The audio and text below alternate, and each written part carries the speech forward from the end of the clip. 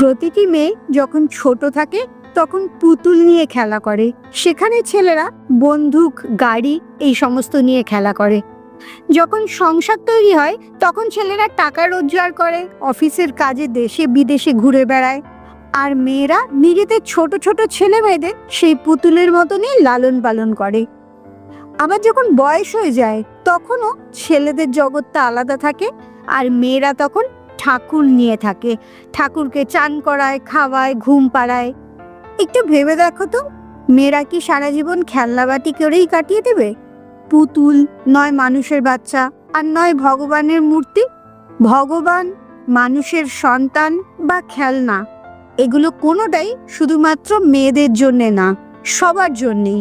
তাই ছোট থেকেই মেয়েদেরকে খেলনাবাটি, পুতুল এসব দিয়ে এনগেজ না করে তার যেটা ভালো লাগে সেটাই করতে দেওয়া উচিত, যাতে বড় হয়ে সে পুতুল খেলার দিকে মন না দিয়ে সত্যি জীবনটাকে অনুভব করবে আর ভালো করে বেঁচে থাকতে পারবে।